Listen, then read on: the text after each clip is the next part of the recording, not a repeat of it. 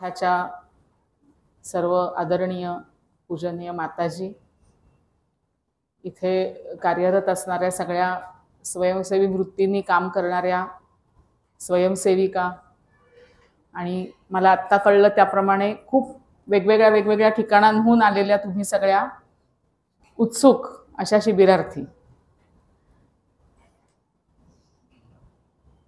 या निमित्ताने शारदा मठामध्ये येता येतं म्हणून जेव्हा केव्हा हेमाताई विचारतात की शारदा मठातल्या शिबिराला तुम्ही याल का, तर मी अगदी आनंदाने हो म्हणते, कारण त्या निमित्ताने इथल्या वातावरणाचा लाभ मला मिळतो. आणि आपल्याला सगळ्यांना माहिती आहे की प्रत्येक वातावरणाचे काही व्हाइब्स असतात, काही लहरी असतात, आणि ज्या ठिकाणी अशी वर्षानुवर्ष आध्यात्मिक साधना चालू आहे, चिंतन चालू आहे, अशा ठिकाणी असलेलं वातावरण हे आपल्याला निश्चित एक वेगळी ऊर्जा देणारं हे असतं. आपण कुठूनही आलेलो असलो तरी आपण इथे आल्यावर सगळे एका लेव्हलवरती येतो. त्यामुळे जरी आत्ता परिचयामध्ये खूप कौतुक केलेलं असलं तरी मी तुमच्याबरोबर गप्पा मारण्यासाठी आलेली, वयाने थोडीशी मोठी असलेली, कंसात बरीच मोठी, कारण पांढरे केस आता दिसायला लागले, तर वयाने थोडीशी मोठी असलेली मैत्रीण आहे असं समजा. तुमच्यापैकी कोण कोण आत्ता 11वी 12वी मध्ये आहे? बर, 12वी नंतर म्हणजे FY ते TY मध्ये कोण कोण आहे? आणि पोस्ट ग्रॅज्युएशन कोण कोण करत आहे साधारण माझ्या लक्षात आलं. तर तुम्हाला सगळ्यांना ज्याच्यामध्ये सहभाग घेता येईल अशा प्रकारे आपण हे सत्र घेणार आहोत. म्हणून मी PPT वापरणार नाही आहे, तर मग सगळं लक्ष PPT कडेच जातं आपलं, तर त्याच्यामुळे PPT नाही वापरणार. आपण गप्पा मारूया. गप्पा मारण्यापूर्वी आम्ही आमच्या व्यसन परावृत्तीच्या सत्रामध्ये जिथे जिथे आम्ही घेतो, तर जवळजवळ गेली 5 वर्ष आम्ही पुणे शहरामध्ये खूप सगळ्या तुमच्यासारख्या मैत्रिणींच्या आणि इथल्या स्वयंसेविकांसारख्या मोठ्या तायांच्या मदतीने जवळजवळ 50,000 शालेय मुलांपर्यंत पोचलो. त्यांच्यासाठी आम्ही सलग अशी 20 तासिकांची सत्र घेतली संयम नावाच्या आमच्या प्रकल्पाद्वारे. संयम शब्द आपल्याला माहिती आहे. त्या संयमची आमची फोड अशी आहे, self awareness in youth for anti addiction motive, SAIYAM, that is संयम. पण संयमचा मराठी अर्थ आपल्याला माहिती आहे, तर त्या संयमचं एक छोटंसं गाणं आहे, ते गाणं आपण आधी म्हणूया. त्या गाण्याची गंमत अशी आहे, ते इथे दाखवता आलं असतं तर आणखीन चांगलं झालं असतं, पण त्यातल्या प्रत्येक चरणामध्ये 2 शब्द मी म्हणणार आहे आणि तुम्ही सगळ्यांनी फक्त संयम संयम एवढंच म्हणायचं. पण मी ते 2 शब्द म्हणते ते नीट कान देऊन ऐकायचे. आणि मी ज्या स्वरामध्ये म्हणीन संयम संयम, त्याच स्वरात आधीचे 2 शब्द त्या स्वरात तुम्ही काय म्हणायचं? संयम संयम. ठीक आहे, म्हणूया, हे गाणं म्हणूया. मग मला वाटतं मला बोलायची पण गरज राहणार नाही बहुतेक, म्हणजे मी शॉर्टकट मारते. ठीक आहे, आपण म्हणूया. हिंदीत गाणं आहे. अपना वादा क्या है इरादा, अपना नारा खूब पढ़े हम, खाना पीना दोस्ती निभाना, अपना वादा अच्छी सेहत चुस्ती के लिए, रुक रुक चलना आगे बढ़ना, मुड़ मुड़ देखो, अपना वादा बुरी आदतें नशा छोड़ने, मन ही मन में टीवी मूवी पैर न फिसले, अपना वादा घर में जब हो, स्कूल में पढ़ते आते जाते, खुशी मनाते गुस्सा हो तो, अपना वादा सबका फायदा, आगे बढ़ना अब नहीं डरना, याद हमेशा मिलके बोले संयम संयम, अपना वादा, संयम संयम, क्या है इरादा, संयम संयम, अपना वादा, संयम संयम, क्या है इरादा. संयम संयम. मला वाटतं सगळा विषय कळला तुम्हाला. कुठे कुठे संयम लागतो, त्या सगळ्या ठिकाणी संयम लागतो. आपण रस्त्यावरून येत असतो आणि वाटेमध्ये सिग्नल लागतो, आपल्याला खूप घाई असते, आपल्याला लवकर जायचं असतं आणि समोरचा माणूस सिग्नल हिरवा झाला तरी हलतच नाही, कारण त्याच्या गाडीला काहीतरी प्रॉब्लेम झालेला असतो. मग काय होतं, आपली सटकते आणि मग आपण गुस्सा होतो. मग काय लक्षात ठेवायचं, संयम संयम. परीक्षा आलेली असते जवळ आणि आपला अगदी आवडता सिनेमा रिलीज होणार असतो त्याच दिवशी OTT प्लॅटफॉर्मवर, आणि असं वाटत असतं की इकडे जाऊ का तिकडे जाऊ, अभ्यास तर करायचा आहे पण मूवी तर सोडायचा नाहीये, पहिला दिवस आहे लगेच बघायला पाहिजे. TV मूवी संयम संयम. म्हणजे याचा अर्थ असा नाहीये की तुम्ही कधी बघूच नका, तुम्ही रस्त्यावर जाऊच नका, तुम्ही गाडी चालवूच नका. आते जाते असंही म्हटलंय ना, आते जाते संयम संयम. म्हणजे गाडी चालवताना, स्कूटर चालवताना, सायकल चालवताना. तर ह्या संयमाचं महत्व खूप आहे आपल्या सगळ्या जगण्यामध्ये. आणि खास करून काही विशिष्ट गोष्टींची जेव्हा आपल्याला पटकन जास्त सवय लागते आणि मग आपण त्या सवयीचे काय होऊन जातो, गुलाम होऊन जातो, त्यावेळेला याची आपल्याला जास्त गरज वाटते. तर हा विषय असा आहे, व्यसन हा विषय असा आहे की ज्याच्याबद्दल दुर्दैवाने असं मी म्हणेन की अगदी 5वी 6वीच्या मुलांपासून सुद्धा आम्हाला बोलायला लागतं आहे सध्या. आणि तुम्ही सगळ्या जणी आजूबाजूला बघत असाल, मी असं समजते की तुम्ही सगळ्या जणी जास्त सुजाण आहात, जास्त विचार करणारे आहात आणि म्हणून तुम्ही इथे आलात, बरोबर आहे. त्यामुळे तुमच्यापैकी कोणीच व्यसनाच्या पकडीमध्ये सापडणार नाही असं मी गृहीत धरते. म्हणजे आज तरी नाही आहात असं गृहीत धरते. आणि इथून पुढच्या 5, 10, 15, 20 वर्षात तुम्ही तुमच्या करिअरमध्ये जशा जशा पुढे जाल, तुमच्या जबाबदाऱ्या जशा जशा वाढतील, तुम्ही स्वतःला काहीतरी एस्टॅब्लिश कराल, त्या सगळ्या प्रवासामध्ये सुद्धा आपण व्यसनाच्या विळख्यात कसे सापडणार नाही ह्याचा प्रयत्न करत राहणं हे खूप गरजेचं आहे. देवाला नमस्कार आयुष्यातनं एकदा केला की आयुष्यभर पुरतो असं आपण मानतो का? नाही. प्रत्येक वेळेला आपण करतो. देवघरासमोर उभे राहिलो की आपण नमस्कार करतो. आपण असं नाही म्हणत मी सकाळी तुला केला होता आता कशाला करायचा, किंवा लहान असताना केला होता ना कधीतरी, आता पुरू देत ते पुण्य मला आयुष्यभर, असं आपण म्हणत नाही. आपण असं म्हणतो की दिने दिने रोज उठून ते केलं पाहिजे, रोज उठून दात घासले पाहिजेत.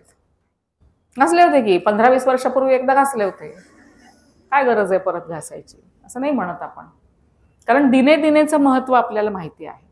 तर तसं हा संकल्प सुद्धा जो आहे तो दिने दिने करण्याचा संकल्प आहे आणि तो तुम्ही करत असाल असं मी गृहीत धरते. मी तुमच्याशी बोलणार आहे ते काय बोलणार आहे, तर हा व्यसनाचा जो सापळा आहे तो कसा आहे, काय आहे ह्याची माहिती तुम्हाला व्हावी, योग्य शब्दामध्ये व्हावी, शास्त्रीय भाषेमध्ये व्हावी आणि मग ती तुम्ही तुमच्या अशा मित्रमैत्रिणींपर्यंत पोचवा किंवा तुमच्या जवळपासच्या अशा लहान मुलामुलींपर्यंत पोचवा की ज्यांच्या बाबतीमध्ये अशा प्रकारे घसरण्याची शक्यता जास्त आहे, किंवा ज्यांना माहिती आहे तुम्हाला की अरे काहीतरी बिनसलंय, काहीतरी घडतंय आणि आपल्याला बोललं पाहिजे. मग काय बोलायचं, कसं बोलायचं, काय माहिती सांगायची आणि अर्थात स्वतःसाठी ती नक्कीच अंमलात आणायची. नाहीतर मग आपल्याकडे मराठीत अशी म्हण आहे की लोका सांगे, बघा तुम्हाला सगळ्यांना पाठ आहे म्हण. व्यसन ह्या शब्दाचा अर्थ काय, व्यसनाची फोड काय आहे माहितीये कुणाला? व्यसनाची फोड अशी वि अधिक आसन, म्हणजे विपरीत आसन. म्हणजे काय, तर जसं असायला पाहिजे तसं नाही, विपरीत आहे, चुकीचं आहे. म्हणजे योगासनांच्या मध्ये आपण बघतो ना की विशिष्ट पद्धतीने आपण बसलो, उठलो, हालचाली केल्या की आपल्या शरीराला काय होते, एक ताकद मिळते, ऊर्जा मिळते, आपले जे स्नायू असतात ते बळकट होतात. तर हे जे आहे ते आसन आहे, कसं असायला पाहिजे. आणि व्यसन म्हणजे कसं नसायला पाहिजे, म्हणजे ज्याच्यामुळे आपल्या शरीरावरती आणि मनावरती कसे परिणाम होतात, विपरीत परिणाम होतात. अशी कुठलीही गोष्ट ही व्यसन आहे. आपल्याकडे एका अभंगात फार सुंदर म्हटलेलं आहे. त्यात असं म्हटलंय, किंवा एक श्लोक आहे खरं, त्याचा मराठी अनुवाद मी सांगते तुम्हाला, की जगी असती व्यसने बहु, जगी असती व्यसने बहु, परी केवळ दोनच खरी. कुठली दोन खरी? व्यसन ज्ञानार्जनाचे करी, अथवा हरीच्या नामाचे धरी. ही अशी दोनच व्यसनं आहेत की ज्याचा विपरीत परिणाम होत नाही. पण बाकीची सगळी जी व्यसनं आहेत किंवा ज्या सवयी आहेत, असं आपण म्हणूया, व्यसन हा पुढचा टप्पा आहे, पण अशा सवयी की ज्या सवयी आपल्याला बांधून ठेवतात, मोकळे सोडत नाहीत, त्या सगळ्या व्यसनांमध्ये आपण नोंदवू शकतो. आपण आता एकेका सवयीकडे येणार आहोत हळूहळू. त्याच्या आधी दोन गोष्टींच्या बद्दल सांगते की कुठल्या दोन गोष्टींच्या मुळे आपण सवयीचे गुलाम बनतो. त्याला एकाला नाव आहे भय सापळा आणि दुसऱ्याला नाव आहे मोह सापळा. सापळा म्हणजे ट्रॅप, पिंजरा, किंवा सापळा म्हणजे काय, उंदीर पकडायला वापरतात ना, तो ट्रॅप किंवा सापळा. पहिला आहे भय सापळा. म्हणजे काय तर जंगलामध्ये शिकारी जेव्हा पोपट पकडायला जातात तेव्हा ते तसा सापळा वापरतात. अशी एक मोठी आडवी दोरी असते आणि त्या दोरीला खाली अशा नळ्या बांधलेल्या असतात. आणि मग ते काय करतात तर त्या नळ्यांच्या इथे खाली त्याला काहीतरी खाऊ लावतात, आमिष लावतात. आणि मग ते खाण्यासाठी पोपट त्या आडव्या नळीवरती जाऊन बसतो. ती नळी गोल असते, पोकळ असते, त्यामुळे काय होतं, पोपट नळीवर बसतो तेव्हा ती गर्रकन फिरते नळी त्याच्या वजनामुळे. आणि पोपटाचं काय होतं, खाली डोकं वर पाय. आणि तो घाबरतो आणि तो काय करतो, त्याला वाटतं आपण आता पडणार, म्हणून तो असा घट्ट पकडून ठेवतो त्या नळीला पंजांनी. खरी गोष्ट काय असते, पोपटाला काय आहेत, म्हणजे तो जरी उलटा फिरला तरी त्याचं जर हे ठिकाणावर असेल, म्हणजे जर त्याला भीती वाटली नाही तर तो पंख मोकळे करून उडून पण जाऊ शकतो. पण तसं होत नाही. तर तो पोपट गच्च पकडून ठेवतो कारण त्याला भीती वाटते आपण पडणार, आपला आधार निसटणार. आणि मग बरोबर त्याच्या बेसावध क्षणी शिकारी काय करतात, त्याला पकडून पोत्यात टाकतात. याला म्हणायचं भय सापळा. म्हणजे आपल्याला भीती वाटते की काहीतरी सुटून जाईल, निसटून जाईल, आपला आधार जाईल. व्यसन हा आधार वाटायला लागतो तेव्हा माणूस त्याच्यामध्ये अडकायला लागतो. किंवा काही सवयी आपल्याला जर आधार वाटायला लागल्या की हा याच्यामुळेच मी आहे तसा आहे बरं का, आहे तशी आहे बरं का, तर आपण त्याच्यात अडकतो. दुसरा आहे तो मोह सापळा. मोह म्हणजे लोभ. त्याची पण एक गोष्ट अशी, माकड पकडायला पण अशीच युक्ती वापरतात बघा. तुम्ही निसर्गात आणि लोकांचे व्यवहार बघितले की आपल्याला लक्षात येतं. माकड पकडायला काय करतात, असं एक मडकं घेतात, त्या मडक्यामध्ये खाऊ ठेवतात छान माकडाला आवडणारा भरपूर. आणि त्याचं जे तोंड असतं त्या मडक्याचं ते असं असतं की ज्याच्यामध्ये माकड हात तर घालू शकेल, पण त्यांनी त्यातला खाऊ जर पकडला तर त्याला बाहेर नाही काढता येणार. बघा, हात आत घातला आणि मी खाऊ पकडला की काय झालं, माझा पंजा मोठा झाला. घालताना मी असा हात घालते आणि जेव्हा मी काहीतरी हातात धरते तेव्हा माझा हात कसा असा झाला ना, मग मला बाहेर नाही काढता येत. मग माकडाची पंचायत होते, त्याला ते सोडवत पण नाही आणि हात काढायचा तर असतो. म्हणजे तो खाऊ तर सोडवत नाही आणि तो खाऊ सोडवत नाही म्हणून माकड झटापट करत राहतं की मला खाऊ सकट हात बाहेर काढायचा आहे. त्याला ते जमत नाही आणि त्याच्या त्या बेसावध क्षणी त्याला शिकारी पकडतो. तर भय सापळा आणि मोह सापळा, कशाची तरी खूप भीती वाटणं किंवा कशाचं तरी खूप आकर्षण वाटणं आणि त्याच्यापासून सोडून न घेता येणं. ज्या क्षणी माकडाला हे समजेल तो काय करेल, एखादं शहाणं माकड असेल तर खाऊ सोडून देईल, जान सलामत तो खाऊ 50 असं म्हणेल है ना, आणि हात बाहेर काढेल आणि पळून जाईल. पण मग शिकाऱ्यांना किती सायकोलॉजी कळते बघा प्राण्यांची आणि अर्थात माणसांची. आपलं सुद्धा खूप वेळेला असं होतं. तेव्हा भीती वाटते, चिंता वाटते, मोह असतो, म्हणून आपण काही गोष्टी ज्या आहेत, काही सवयी ज्या आहेत त्याच्यामध्ये अडकत अडकत जातो. व्यसन ही त्याच्यातली एक गोष्ट आहे. व्यसनं खूप प्रकारची आहेत. जगी असती व्यसने बहु. आम्ही शाळेमध्ये जेव्हा मुलांना विचारतो की कशा कशाची व्यसनं असतात तुम्हाला, किंवा तुम्हाला म्हणतात ना जगामध्ये, तर मुलं आमचं खूप प्रबोधन करतात आणि त्यांच्यामुळे आमची व्होकॅब्युलरी वाढते खरं सांगायचं तर व्यसन ह्या विषयातले. कारण खूप नवीन नवीन गोष्टी त्यांना माहिती असतात. मग नुकतंच आम्हाला असं कळलं की काय ते व्हाईटनर असतं ते पण म्हणे असं असं केलं की खूप भारी वाटतं. असं व्हाईटनर असं घ्यायचं आणि त्याला नाक लावायचं. एका मुलाने आम्हाला सांगितलं की तुम्हाला माहिती आहे का ताई की आयोडेक्सचं सँडविच करून खातात. मी म्हटलं बापरे, आयोडेक्स बाम असतं ना आपल्याला मसल पेनसाठी, तर ते आयोडेक्सचं सँडविच खाल्लं की भारी वाटतं. आपल्याला शी वाटतं पण लोक आनंदाने खातात. किंवा कफ सायरप असतं ना खोकला आल्यावरती घेण्याचं, किती घेतो आपण खोकला आला तर? 1 चमचा, फार फार तर 1.5 चमचा. एका वेळेला अख्खी बाटली प्यायली की मस्त वाटतं, कारण त्याच्यात अल्कोहोल आहे, त्याच्यामध्ये सिडक्शन आहे, सिडेटिव्ह आहेत. अशी खूप नावं आहेत, किती सांगायची ती कमीच आहेत. पण 2 प्रकारची व्यसनं आपण साधारणपणे ह्या वयोगटातल्या मुलांना किंवा तुमच्यासारख्या वयातल्या मुलांना जी लागू शकतात ती आहेत. एक आहे ते अंमली पदार्थांचं व्यसन आणि दुसरं आहे ते कशाचं? मोबाईल. सर्व प्रकारचे S3 असं आम्ही त्याला म्हणतो. सर्व प्रकारचे स्क्रीन्स, मोबाईलचा स्क्रीन, कम्प्युटरचा स्क्रीन, टॅबचा स्क्रीन, टीव्हीचा स्क्रीन, म्हणजे सगळं त्याच्यात आलं, OTT आला, सगळं आलं. So S3. आणि ह्या कुठल्याही प्रकारचं व्यसन असलं तरी शेवटी असं आहे की का त्याच्यामध्ये अडकतो त्याची सायकोलॉजी एकच आहे. पण तरी सुद्धा शास्त्रीय माहिती थोडीशी त्याच्याबद्दलची मुद्दाम मी तुम्हाला सांगणार. तुम्हाला सगळ्यांना मेंदूची रचना माहिती आहे आपली, थोडी थोडी माहिती आहे. मेंदू कुठे असतो? आपल्या कवटीच्या आतमध्ये असतो. आणि मेंदू कसा आहे आपला माहिती आहे तुम्हाला? लिबलिबीत असतो, गोळ्यासारखा, कडक नाही येतो. आणि तो तसा राहावा म्हणून त्याच्या अवतीभोवती फ्लुइड दिलेलं आहे त्याच्या सुरक्षेसाठी. आणि मग तो बाहेर पडू नये म्हणून त्याला हाडाची बाहेर कवटी आहे.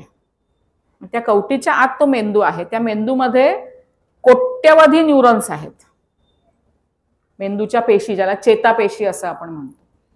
आणि त्या चेतापेशींची जन्मतानाच, मूल जन्म हे किती सुंदर, मी असं नेहमी म्हणते की सॉफ्टवेअर आहे आत्ताच्या भाषेत सांगायचं तर इट्स अ ब्युटिफुल सॉफ्टवेअर.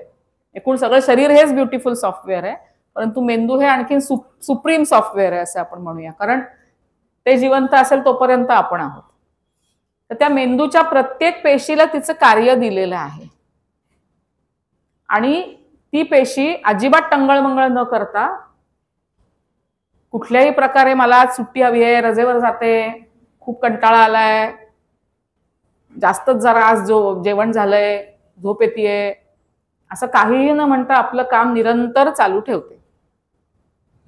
तर त्या सगळ्या ह्याच्यामध्ये मेंदूच्या रचनेमध्ये आता खूप त्याच्या खोलात मी जात नाही, कारण तो खूप इंटरेस्टिंग विषय आहे. ज्यांना रस आहे त्यांनी जरूर वाचा. काही सेंटर्स आहेत, लोब्स आहेत, काही टेम्पोरल लोब आहे, फ्रंटल लोब आहे वगैरे, जे सायकोलॉजी शिकत असतील त्यांना थोडं थोडं माहिती असेल. त्याच्यामध्ये एक सेंटर आहे असं इथे, ॲमिग्डाला नावाचा एक भाग असतो जो इमोशन्सशी संबंधित असतो. आणि त्याच्या आतमध्ये एक छोटासा सेंटर आहे, त्याला म्हणतात सेंटर ऑफ मज्जा.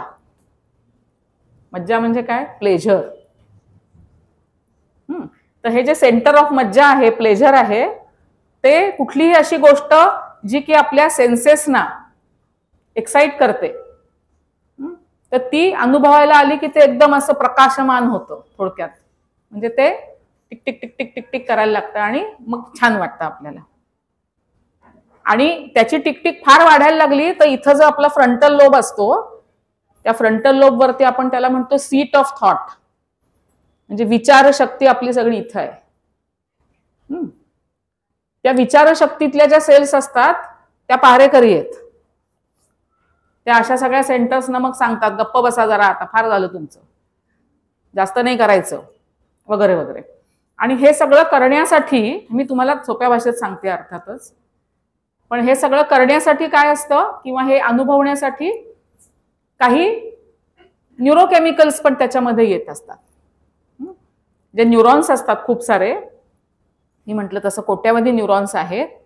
त्या न्यूरॉन्सची 2 न्यूरॉन्सच्या मध्ये गॅप असते, छोटीशी फट असते. आणि त्या फटीमध्ये काय असतं, एका न्यूरॉनकडनं दुसऱ्या न्यूरॉनकडे जे सतत संदेश जात असतात, खूप फ्रॅक्शन ऑफ सेकंड्स मध्ये जात असतात, ते नीट जावेत म्हणून तिथे काही न्यूरोकेमिकल्स सिक्रेट होत असतात. हे सगळ्यांना माहिती आहे. त्या न्यूरोकेमिकल्समध्ये एक खूप महत्वाचं केमिकल आहे ज्याचं नाव आहे डोपामाइन. ऐकले नाव तुम्ही? हे काय आहे बरं डोपामाइन? सांगा, ज्यांना माहिती आहे त्यांनी सांगा. हा, बरोबर आहे, आनंदाचं रसायन आहे ते असं म्हटलं जातं. म्हणजे काय, तर जेव्हा जेव्हा डोपामाइन सिक्रेट होतं त्या वेळेला आपल्याला एक फील गुड, छान वाटतं. कधी कधी वाटतं सांगा आता, एक पटपट 4-5 जणांनी कधी कधी छान वाटतं आपल्याला. हा, हात वर करून फक्त सांगा, म्हणजे कोण बोलले. गाणं ऐकल्यावर छान वाटतं, आपलं आवडतं गाणं ऐकलं मस्त वाटतं. हा, हात वर करून सांगा. डान्स केल्यावर, आपली प्रिय व्यक्ती भेटल्यावर. तर प्रिय व्यक्ती भेटल्यावर डोपामिनच्या बरोबर एक ऑक्सिटोसिन नावाचं पण एक सिक्रेट होतं, की खूप आवडती व्यक्ती दिसली की एकदम असं वाटायला लागतं. मी आई बाबा बहीण भाऊ पण चालतात, म्हणजे मित्रमैत्रिणी असायला लागतात असं नाहीये, पण जी कोणी आपली जवळची व्यक्ती असेल ती भेटली की आपलं ऑक्सिटोसिन सिक्रेट होतं आणि आपल्याला छान वाटतं, मग आपण हसतो, स्माइल करतो. That is also because of oxytocin. बरं, आणखीन कशा कशाने छान वाटतं? गिफ्ट मिळाल्यावर छान वाटतं, अनपेक्षित मिळाली की आणखीन छान वाटतं. ओके,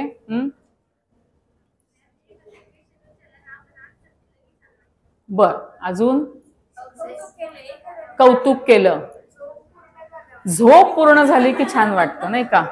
बरोबर आहे, खरंच आहे. खूप महत्वाची गोष्ट सांगितली तिने आणि त्याचा संबंध आहे नंतर व्यसनाशी, बरं का. झोप पूर्ण झाल्यावर छान कसं वाटतं. बर, फ्रेंडला भेटल्यावर छान वाटतं, सक्सेस मिळाल्यावर, व्यायाम केल्यावर छान वाटतं का? हा, जरी हातपाय दुखत असले तरी मस्त वाटतं, एनर्जेटिक वाटतं. सकाळी सकाळी जर आपण ठरवून व्यायाम केलेला असेल तर, बरोबर. नंतर गुलाबजाम खाल्ल्यावर छान वाटतं, कराटे खेळल्यावर, बरोबर, आवडत्या ठिकाणी. हे सगळं तर आहेच. हे सगळं कसं आहे की नैसर्गिकरित्या ते डोपामाइन स्त्रवतंय, बरोबर. म्हणजे काहीतरी घडतंय त्यामुळे तुम्हाला तुमच्या मनामध्ये काहीतरी विचार येतात, मग ते मेंदू सगळे विचार ते एकत्र करतो. ते एकत्र होत असताना ते डोपामाइन एकीकडे, हे सगळं इंटर रिलेटेड असतं आणि आपल्याला छान वाटतं. किती वेळ छान वाटतं? थोडा वेळ वाटतं, पण तरी सुद्धा पुन्हा असं काही घडलं की पुन्हा आपल्याला छान वाटतं. So it is in cycles. आणि म्हणून आपण काय करतो की शक्यतो अशा वातावरणात राहण्याचा प्रयत्न करतो की ज्याच्यामुळे आपल्याला छान वाटेल. मुद्दाम अशा मित्रमंडळींमध्ये आपण जातो का जे आपल्याकडे असे बघतात? नाही जात. जे आपल्याला वेलकम करतील त्यांच्याकडे आपण जातो. सो ह्युमन नेचर असं आहे की आपल्याला छान वाटावं याच्यासाठी आपण प्रयत्न करतो आणि ते छान वाटणं आपल्याला अनुभवायला हवं असतं, पुन्हा पुन्हा अनुभवायला हवं असतं.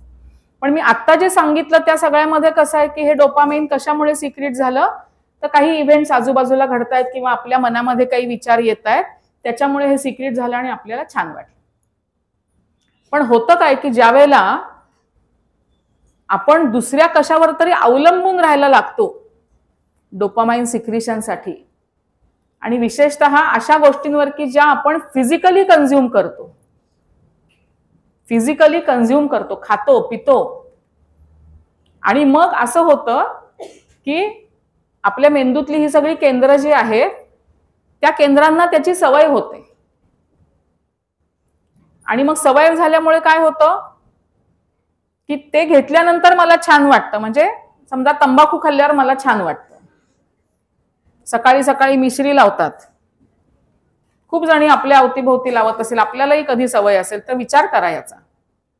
आपण मिश्री लावतो मग आपल्याला छान वाटतं सकाळी सकाळी. कारण मग काय होतं, त्या मिश्रीमुळे ती मिश्री आणि ते डोपामाइन ह्याचं काय होतं, असोसिएशन होतं, संबंध तयार होतो मेंदूमध्ये. आणि मेंदू आपला इतका कार्यक्षम आहे, त्याचा तोटा आहे हा, इतका कार्यक्षम आहे की एकदा तयार झाला तो संबंध की तो मिटवणं भयंकर अवघड असतं. तुम्हाला माहितीये, प्रोग्राम एखादा कम्प्युटरमध्ये तयार झाला, घातला की तो डिॲक्टिव्हेट करायला खूप जास्त कष्ट करायला लागतात. तसा हा प्रोग्राम तयार होतो. आणि त्या प्रोग्रामची गंमत अशी आहे, मेंदूत तयार होणाऱ्या प्रोग्रामची बरं का, की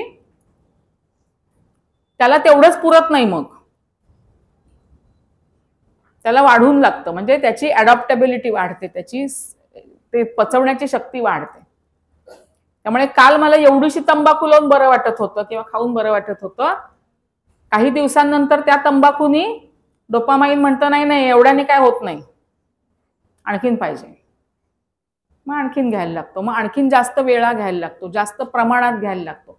हे सगळ्या व्यसनांच्या बाबतीत खरं आहे. मी काही नावं घेऊन सांगणार नाही. दारू असेल, तंबाखू असेल, या सगळ्यामध्ये जे निकोटीन असतं ना, किंवा अल्कोहोलमध्ये जे मिथाईल अल्कोहोल असतं, ह्या सगळ्याचे ह्या आपल्या आतल्या सगळ्या केमिकल्स बरोबर इंटरॅक्शन्स होत असतात. आणि हे शरीर हे यंत्र आहे, आपल्याला माहिती आहे की हे यंत्र आहे. त्यामुळे H2+O झालं की काय होतं, तुम्ही जगात कुठेही जा, H2 आणि O झालं की पाणीच होणार. अमेरिकेमध्ये H2O केल्यानंतर तेल तयार होतं आणि भारतामध्ये H2O केल्यावर पाणी तयार होतं, असं होतं का? नाही. त्याच्यामुळे जिथे जिथे ह्युमन नेचर आहे, जिथे जिथे ह्युमन ब्रेन आहे, तिथे तिथे अशी गोष्ट कन्झ्युम केल्यानंतर त्याचा जो काही परिणाम व्हायचा तो सगळीकडे सारख्या प्रमाणात होतो. आणि मग जितकं जास्त आपण त्याला अडॉप्ट होत जाऊ तितकं तितकं ते वाढत जातं. आणि मग त्याच्यावरची आपली डिपेंडन्सी वाढत जाते की नाही, आता मला बरंच वाटत नाही, मला आता, आम्ही नेहमी गमतीने असं म्हणतो, आता मी तुम्हाला कारण विचारणार आहे, कशा कशामुळे वाटतं असं की चला जरा पेग मारूया, जरा एक कश करूया? हा, सांगा ना. खूप स्ट्रेस लेवल वाढली की घ्यावंसं वाटतं, हो की नाही? आणि बक्षीस मिळालं तर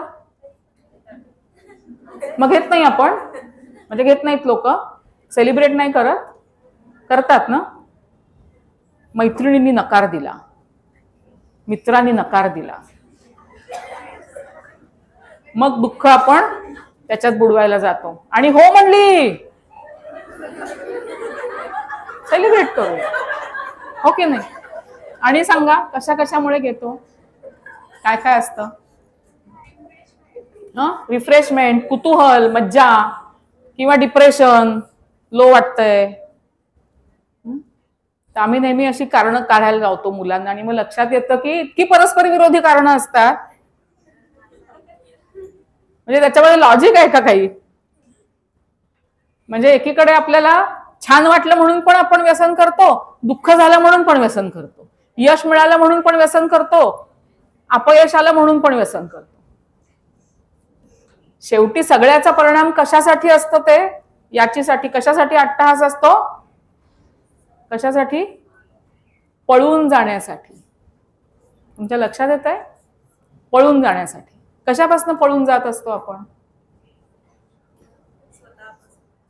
कशापासून पळून जातो? व्यसन करणारा माणूस कशापासून पळ काढतो? परिस्थितीपासून, वस्तुस्थितीपासून. मग हा पळ किती काळ काढता येतो? सुटले प्रश्न? खूप वाईट वाटलं, दारू प्यायली, प्रश्न सुटला? नाही, उलट प्रश्न गंभीर झाला. कारण तो प्रश्न सोडवण्यासाठी जे प्रयत्न करायला मी वेळ द्यायला हवा होता, माझ्या एनर्जीज वापरायला पाहिजे होत्या, त्या न वापरता मी कशात वापरल्या? व्यसनामध्ये वापरल्या. त्यामुळे तो वेळही फुकट गेला, ती एनर्जी पण फुकट गेली, आणि प्रश्न कदाचित अधिक गुंतागुंतीचा झाला. म्हणजे प्रश्न सोडवण्यासाठी दारू, प्रश्नापासून पळ काढण्यासाठी दारू आहे. आणि पळ काढून कुणाचं काय भलं झालंय सांगा कधी? कुठल्या युद्धामध्ये पळ काढणाऱ्याला जयस्वी म्हणून घोषित केलं जातं? हा, हे ना पाठ दाखवून पळाले, हे विनर असं म्हणतात कुणाला? कधीच नाही. त्यामुळे हे मनात आपल्या पक्क ठरलेलं असलं पाहिजे की कुठल्याही प्रश्नावरती पळ काढण्यासाठी, स्वतःपासून पळ काढणं किंवा परिस्थितीपासून पळ काढण्यासाठी व्यसन करणं हे काय आहे? उपयोगाचं नाहीये. चुकीचं बरोबर हे आपण सोडून देऊ, उपयोगाचं नाही. It is not helpful. मग काय हेल्पफुल आहे त्याच्याकडे आपल्याला जायला पाहिजे. बरं, एवढंच होतं का? फक्त एवढंच घडतं का? व्यायामामुळे आपल्याला डोपामिन सिक्रेशन मिळतं, आपल्याला छान वाटतं, आणि शिवाय काय होतं? त्याचा बोनस बेनिफिट काय मिळतो व्यायामाचा? एनर्जी लेवल चांगली राहते, मसल्स चांगले राहतात, लॉन्जेव्हिटी वाढते, आपलं आयुष्य चांगलं आणखीन जातं. पण तेच दारू पिऊन, तंबाखू खाऊन किंवा वेगवेगळ्या प्रकारचे ड्रग्ज घेतल्यामुळे जे छान वाटतं, बरं वाटतं, त्यांनी काय होतं? शरीरावर काय परिणाम होतात त्याचे? काय होतात? दुष्परिणामच होतात ना. काय होतात पण माहितीये का तुम्हाला? आम्ही खूप ते पीपीटी मध्ये फोटो बिटो दाखवतो. मी मुद्दाम या सगळ्या वातावरणात ते नको दाखवायला म्हणून मी आणली नाही पीपीटी. ते फार भीषण आहेत. पण तुम्ही गुगलवरती सर्च केलं तर तुम्हाला लाखो शेकडो फोटो मिळतील की ड्रग्ज घेणारी एक 18 वर्षाची मुलगी 5 वर्षामध्ये 78 वर्षाच्या बाईसारखी दिसायला लागते. मी यात अतिशयोक्ती करत नाही. 5 वर्षात 18 वर्षाची मुलगी 78 वर्षाच्या बाईसारखी दिसायला लागते. म्हणजे काय होतं? तिचा बॉडी टोन जातो, तिची स्किन सगळी खराब होऊन जाते, दात खराब होऊन जातात, काय हाडं खराब होऊन जातात. आणि तो न परतीचाच मार्ग आहे. अल्कोहोल घेणाऱ्या माणसाचं तर आपण बघत असतो की आम्ही ते एक चित्र नेहमी दाखवतो की एक निरोगी यकृत आणि एक अल्कोहोल वारंवार घेणाऱ्या माणसाचं यकृत जे असतं ते अक्षरशः आपण, तुम्ही सगळ्या काही जणी ग्रामीण भागातून आलेले आहात, आपल्याला बंबामध्ये लाकूड जाळल्यावर कोळसा कसा तयार होतो माहितीये? तो कोळसा कसा दिसतो तसं यकृत दिसतं सोनोग्राफीमध्ये. जाळी पडलेलं, काळं ठिक्कर पडलेलं. हवंय का आपल्याला असं यकृत? कोणी आनंदाने हवंच आहे असं म्हणलं तर आपण काय करणार? पण असं म्हणून चालेल का? कारण फक्त शरीरावरती होतात का परिणाम सांगा? म्हणजे इतर सगळ्याच अवयवांवर होतात. त्या सगळ्या तपशिलात मी जात नाही, ते तुम्हाला सगळं अवेलेबल आहे. पण फक्त शरीरावरती होतात का परिणाम मला सांगा? तुम्हाला बिरबलाची गोष्ट माहितीये? बिरबलाला ना अकबराने एकदा 3 प्रश्न विचारले आणि त्याला असं सांगितलं की ह्या सगळ्याचं ना उत्तर एकच आहे. कुठले 3 प्रश्न होते सांगा बरं? माहितीये? कोणाला गोष्ट वाचली आहे ती? तो प्रश्न असा होता की घोडा का बसला, पान का सडलं आणि भाकरी का करपली? आणि एकच उत्तर आहे. कोणाला माहितीये? सांगा. फेरा नाही, न फिरवल्यामुळे. बघा, लावून बघा. घोडा का बसला? कारण त्याला रोज व्यायामच दिला नाही, त्याला रोज फिरवलं नाही, मग त्याच्या पायातली ताकद गेली, तो बसला. पान का सडलं? म्हणजे जे खायचं पान असतं ते जर तुम्ही असंच ठेवलं कायम तर ते खाल्लं सडायला लागतं ओलं असल्यामुळे. मग ते असं करायला लागतं, म्हणजे त्याला हवा लागते, है ना? मग ते चांगलं राहतं. आणि भाकरी का करपली? सोपंच आहे, आपल्याला रोजच आपण करत असल्यामुळे माहित आहे. आपण अशीच ठेवली जर गॅसवरती, चुलीवरती, तर करपणारच. तसा मी तुम्हाला आता प्रश्न विचारते, किंवा खरं तर मी तुम्हाला उत्तर सांगते, तुम्ही प्रश्न विचारायचे. उत्तर असं आहे व्यसनामुळे. किती प्रश्न येतात बघू. उत्तर व्यसनामुळे असं आहे. हा,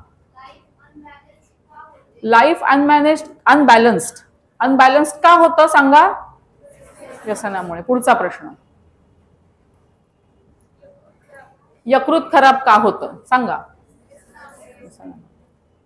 आणखीन छोट्या छोट्या गोष्टी पण असतील ना, तुम्हाला जे आठवेल ते पटपट सांगायचं. गरिबी काय येते? सतत अपयश काय येतं? मित्र का तुटतात? चांगले मित्र का तुटतात?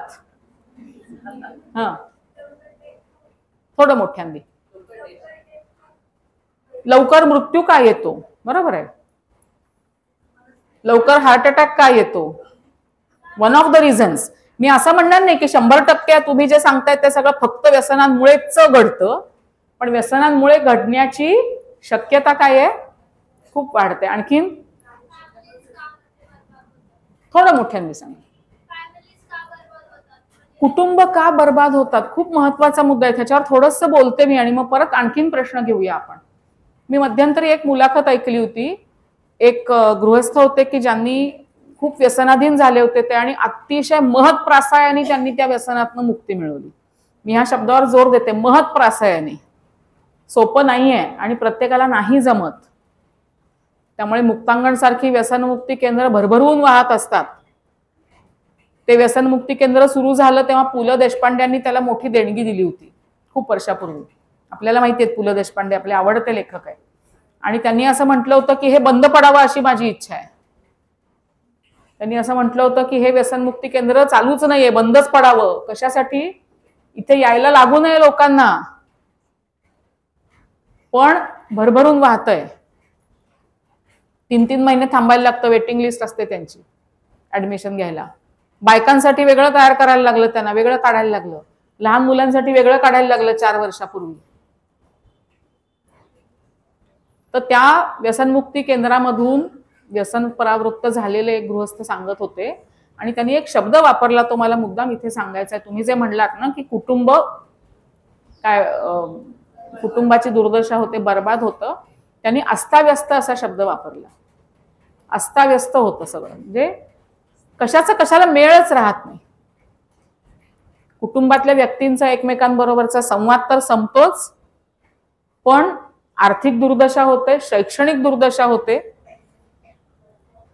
एकमेकांच्या वरचा विश्वास तुटतो, आणि मग असं वाटायला लागतं की का जगतोय आपण. कितीतरी व्यसनी माणसं व्यसनामुळे आत्महत्या करतात, हे माहितीये का तुम्हाला? व्यसन हे महत्वाचं कारण आहे आत्महत्या करण्यामागचं, की नाही मला बाहेर पडता येते. आणि हे सगळं सुरू कधी होतं माहितीये का तुम्हाला? कधी सुरू होतं? साधारणपणे व्यसन करून झाल्यावर 1-2 महिने झाल्यावर हे सुरू होतं. 2 वर्ष झाल्यावर सुरू होतं का 20 वर्ष झाल्यावर सुरू होतं? काय वाटतं तुम्हाला? कधी सुरू होतं ही प्रक्रिया ढासळण्याची? पहिल्या अनुभवाबरोबर सुरू होते. व्यसनाच्या पहिल्या अनुभवाबरोबर हे सुरू होतं. हे तुम्ही लिहून ठेवा. लोक खूप डिनाय करतात, ते म्हणतात नाही नाही आम्ही फक्त एवढंच घेतो, आम्ही वर्षानुवर्ष एवढंच करतोय, आम्ही बाकीचं काहीच करत नाही, आम्ही कुठे लोळतो. तसं नाही. संशोधन आपल्याला असं सांगतं की तुम्ही पहिला अनुभव व्यसनाचा घेतलात की तुम्ही व्यसनाधीन होण्याची शक्यता 100त 50% आहे. तर उरलेल्या 50% मी राहीन असं कोण गॅरंटी लिहून देऊ शकतो स्टॅम्प पेपरवर? अशी कोणीच लिहून देऊ शकत नाही, कारण हे इतकं कॉम्प्लिकेटेड आहे. तुम्हाला तुमच्या मेंदूचं काय कळलेलं असतं की तेव्हा तुम्ही त्या विश्वासाने म्हणता की मी कधीच व्यसनाधीन होणार नाही. त्यामुळे पहिला अनुभव म्हणजे आम्ही नेहमी सांगतो, विशेषतः सबस्टन्स अब्यूज म्हणजे कन्झम्पशन, ज्या पदार्थांना घेतल्यामुळे आपल्याला व्यसन लागतं, हेवी अशा प्रकारचं किंवा हे सगळे चेंजेस होतात, त्याला नाही फुली, हेच उत्तर आहे फक्त. किंवा जर सुरुवात झाली असेल तर सुरुवातीच्या टप्प्यातच पुन्हा फुली मारायची, आणि त्रास झाला तरी सहन करायचा. न घेतल्याचा त्रास होतो हे माहितीये का? जर सवय लागली तर न घेतल्याचा त्रास होतो, आणि किती त्रास होतो आपण बघू शकत नाही असा त्रास होतो. तुम्ही कधी व्यसनमुक्ती केंद्रामध्ये भेट दिलीत किंवा तिथल्या कोणाला भेटायला बोलावलं तर ते सांगतील की सिडेटिव्ह देऊन झोपवून ठेवावं लागतं. इतकी टर्की येते, टर्की म्हणतात त्याला, विड्रॉवल सिम्पटम्स म्हणतात, कारण तुमचा मेंदू गुलाम झालेला आहे. तुमच्या मेंदूला ते सारखं सारखं सारखं सारखं हवंय. मग तुमचे हात कापायला लागतात, तुम्हाला चहाचा कप सुद्धा उचलता येणार नाही, इतके तुमचे स्नायू शिथिल होऊन जातात, तुमच्या संवेदना सगळ्या बधीर होऊन जातात. हे अजिबात मी अतिशयोक्ती करत नाहीये. मग ह्या सगळ्यामध्ये आपण उडी मारायची का? तर विचार करायला पाहिजे.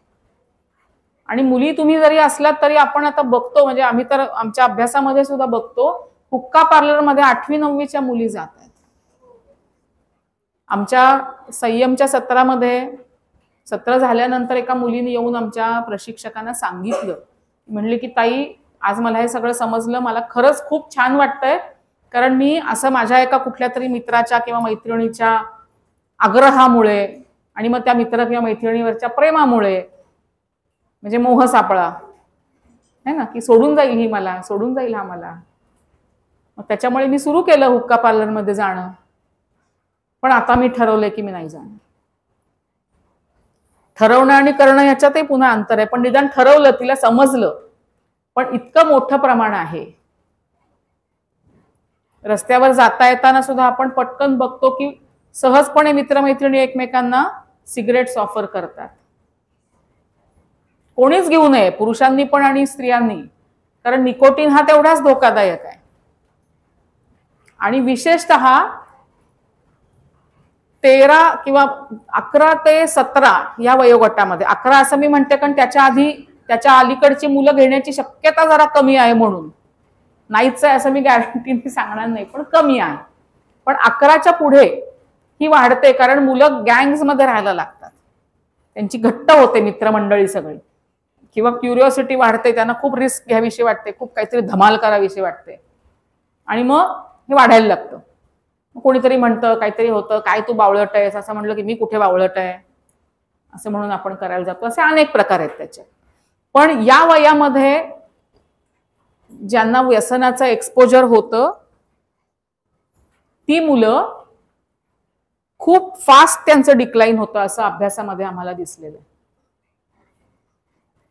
त्या मानाने 25 नंतर ज्यांना असं काहीतरी सवयी लागतात त्यांचंही होतच, डिक्लाइन आहेच, पण ते कसं आहे, ते असं आहे. बघताय ना तुम्ही कसं मी दाखवतेय. आणि जी लहान मुलं आहेत त्यांचं डिक्लाइन असं आहे. काय कारण असेल सांगा मला याचं?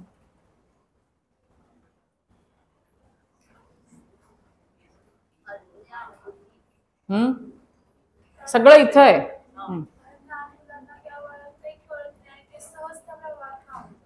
कळत नाही म्हणजे काय, तर इथला आपला हा जो फ्रंटल लोब आहे, ज्याला मगाशी मी तुम्हाला सांगितलं सीट ऑफ थॉट असं ज्याला म्हटलेलं आहे, म्हणजे आपला जो विवेक विचार असतो, कळणं असं तुम्ही ज्याला म्हणताय, काय उपयोगाचं काय नाही उपयोगाचं, काय चांगलं काय वाईट, काय मदत करणारं काय मदत न करणारं, काय नैतिक काय अनैतिक, हे ठरवत असतो आपण सारखं.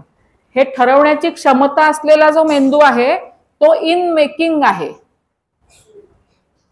डेव्हलप झालेला नसतो, इन मेकिंग असतो. त्यामुळे कन्फ्युजन्स असतात, तिथली सर्किट्स तयार झालेली नाही आहेत. आणि मग ती तयार होत असतानाच जर का या प्रकारचा अनुभव घेतला तर त्या नैतिक अनैतिकतेचा चिकित्सा करण्याची क्षमताच निघून जाते. योग्यच वाटतं सगळं, बरोबरच वाटतं सगळं, आणि ते वाटण्याच्या नादामध्ये त्या तळ्यामध्ये ते इतके खोल उतरतात की वरती येणं शक्य होत नाही. आणि म्हणून डिक्लाइन इज व्हेरी फास्ट, आणि सगळ्या प्रकारचं डिक्लाइन आहे.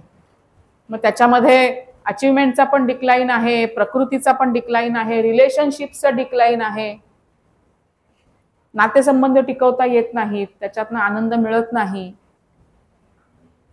लक्ष एकाग्र होऊ शकत नाही, उद्दिष्ट निश्चिती करता येत नाही, की ज्या वयात खरं म्हणजे काय तुमच्या सगळ्या पुढच्या आयुष्याची पायाभरणी आहे.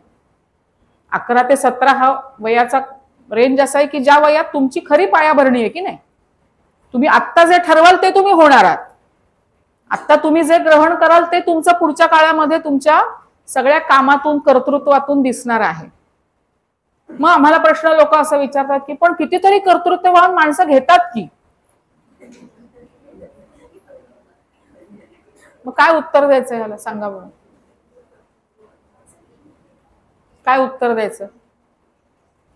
पटलं ना तुम्हाला? हे घेतात की कितीतरी कर्तृत्ववान माणसं, पण जरी ती कर्तृत्ववान असली तरी सुद्धा त्यांचं डिक्लाइन होण्याचं थांबणार आहे का? नाही थांबणार. कितीतरी कर्तृत्ववान माणसं या व्यसनामुळे क्षणार्धात अपयशाच्या गर्तेत गेलेली पण आपल्याला माहिती असतात. सगळ्यांकडे टिकून राहण्याचं लक असेल का? माहिती नाही. लक फॅक्टर आपल्याला माहिती नाही. आणि आणखीन आत काय असतं हे आपल्याला बाहेरनं दिसतं का? दिसत नाही.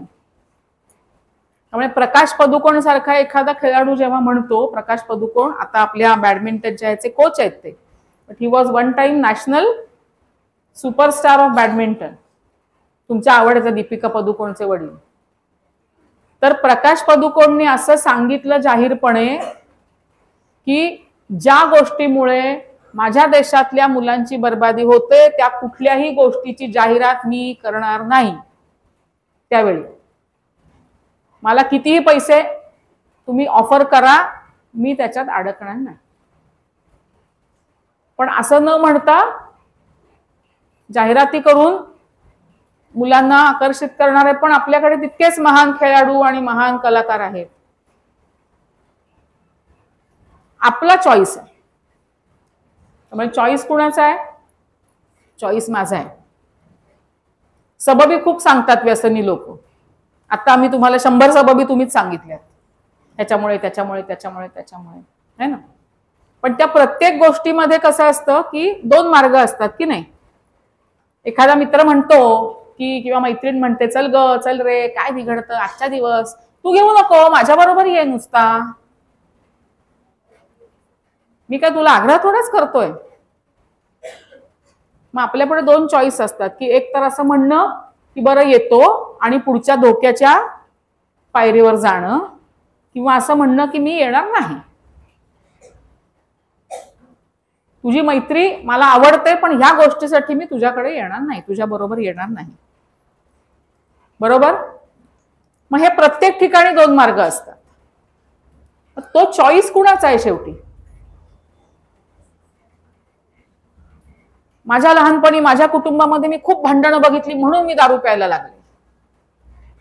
खूप भांडणं बघितलेली खूप लोक असतात, सगळे जातात का दारू प्यायला? तू का बाबा गेलीस, तू का बाबा गेलास? मी तो चॉईस घेतला. It is a deliberate choice. मी ठरवून घेतला. त्यामुळे आपला विचार आपण करायला लागतो, हे लक्षात ठेवायचं. हे सगळं जसंच्या तसं इंटरनेट आणि मोबाईलला लागू आहे. फक्त इंटरनेट आणि मोबाईल मध्ये आम्ही एवढंच म्हणतो की ती टेक्नॉलॉजी आहे, ती अपरिहार्य आहे आपल्या कामासाठी, आपल्या दैनंदिन आयुष्यामध्ये ती आपल्याला सतत वापरायला लागणार आहे. त्यामुळे दारू किंवा सबस्टन्स अब्यूजच्या बद्दल जसं आम्ही मुलांना सांगतो की फुल्या मारा, तसं टेक्नॉलॉजीच्या बाबतीत आपण करू शकत नाही, कारण आपलं दैनंदिन आयुष्य त्याच्यावर समूह म्हणून अवलंबित्व आहे त्याचं. पण मग तिथे सुद्धा आपल्याला काय करायला लागतो? संयम. किती वापरणार, कशासाठी वापरणार, किती वेळ त्याच्यात मी घालवणार, मी किती त्याला स्वतःला अटॅच करून घेणार. इथे आता तुम्ही सकाळपासून बसलेला आहात, तुमच्या ह्याच्यात खिशामध्ये मोबाईल असतील, पर्समध्ये मोबाईल असतील, बहुतेकांनी सायलेंट मोडवर टाकले असतील, पण तरी सुद्धा मध्येच असं वाटतं काढून बघावं काही आलंय का, नोटिफिकेशन आलं असणार. मोबाईल शिवाय जग चालू होतं की नाही? उत्तम चालू होतं की नाही? का लोक भयंकर दुःखी होती मोबाईल पूर्व जगामध्ये आणि आता एकदम आनंदी आनंद आहे? असं काही नाहीये. पण आपल्याला असं वाटतं कारण आपल्या मेंदूला ती सवय झाली, ते असोसिएशन झालं. टिंग वाजलं की बघायचं, टिंग वाजलं की बघायचं. हे असोसिएशन आहे. तुम्हाला गंमत वाटते ह्याच्यामध्ये, पण आपल्या मेंदूला ही सवय आपण लावतो. मग त्याच्यासाठी उपास करायला लागतो. उपास करायचा म्हणजे काय? थांब म्हणायचं जरा दारापाशी त्या मोबाईलला. आजचा दिवस नाही, 1 तास नाही, 15 मिनिटं नाही. उपास. तर हा उपास आपण किती करतो त्याच्यावरती आपला मनोनिग्रह किती आहे हे ठरेल. किंवा उलट आपला मनोनिग्रह किती आहे त्याच्यावर आपण हा उपास किती सहन करू शकतो हे ठरतं. पण असा उपास करायला मधनं मधनं आपल्या मनाला आपल्याला शिकवायला लागतं. लहान मुलांना चॉकलेट्स खूप आवडतात, मग त्यांना सकाळ दुपार संध्याकाळ फक्त चॉकलेट्स खायला देतात का पालक? किती आवडतं तुला, किती छान आहे असं म्हणून देत नाहीत, कारण पालकांना माहिती आहे तर खूप चॉकलेट खाल्लं तर दात किडणार आहेत. मग ते म्हणतात दिवसातनं एक रेशनिंग, हो की नाही? मग तसं आपलं आपलं रेशनिंग आपण करायला शिकायचं की नाही शिकायचं? तर सेल्फ रेशनिंग म्हणजे स्वसंयम. आणि याची जबाबदारी कोणावर आहे? मला पालकांनी चांगले संस्कार दिले नाहीत, माझ्या शिक्षकांना ते बघतात की, मग आम्ही का नाही बघायचो? हे आहे का सेल्फ रेशनिंग? ते करतात की, मग आम्ही का नाही करायचं? ज्यांना कळतं त्यांनी करायचं, ज्यांना कळत नाही त्यांना नाही कळत आहे, है ना? नाही तर मग काय होतं, प्रत्येकाचं खापर आपण दुसऱ्यावरती फोडायला सुरुवात करतो. म्हणून स्वनियमन गरजेचं आहे. मग हे स्वनियमन जितकं आपल्याला छान जमेल तेवढं आपण व्यसनापासून लांब राहू, तेवढी आपली उद्दिष्ट गाठण्यासाठी आपली पूर्ण ताकद आपण पणाला लावू. नाही तर मग आपण कुठल्या तरी अशा मार्गावरती की जिथे मी मगाशी म्हणलं तसं परतीचे दोर नाहीत, अशा मार्गावर जाऊ आणि आपल्या सकट अनेकांना त्याच्यामध्ये त्रास सहन करायला भाग पाडू. मला असं वाटतं मी बरीच माहिती तुम्हाला काही तांत्रिक काही वृत्ती अशा दृष्टीने सांगितलेली आहे. खूप चर्चा ह्याच्याबद्दल होऊ शकते, पण हे कायम आपण लक्षात ठेवूया. मगाशी सांगितलेली 2 व्यसनं खरी आहेत. जगी असती व्यसने बहु परी केवळ 2च खरी, व्यसन ज्ञानार्जनाचे करी अथवा हरीच्या नामाचे धरी. तर ही 2 व्यसनं अशी आहेत की जी तुम्ही कितीही अखंड करत गेलात तरी त्याला तुम्हाला त्रास नाही किंवा तुमचा इतरांना त्रास नाही. ज्या क्षणी तुम्हाला असं वाटेल कुठल्याही इतर सवयीच्या बाबतीत की आपण अडकतोय, आपलं ह्याच्या वाचून अडतंय, तो धोक्याचा इशारा समजायचा आणि तिथे थांबायचं. रिट्रीट, आपल्या शरीराला नाव दिलेलं आहे रिट्रीट असं. सो रिट्रीट, मागे यायचं, थोडंसं बघायचं की काय होतंय, मी अडकतीये का नाही, थांबायला पाहिजे. विशेषतः मोबाईल आणि याच्या बाबतीमध्ये, आणि बाकीच्या बाबतीमध्ये नाही. फुली हे कायम सूत्र आपण लक्षात ठेवूया. मला असं वाटतं की बहुतेक सगळ्यांना हे माहितीच आहे. या निमित्ताने मी तुमचे विचार परत तुमच्या समोर मांडले असतील, पण इथे मला त्यासाठीची संधी मिळाली याबद्दल मनपूर्वक धन्यवाद व्यक्त करते. पण कोणाला काही जर शंका असतील तर एक 5 मिनिटं अजून आहेत विचारायला.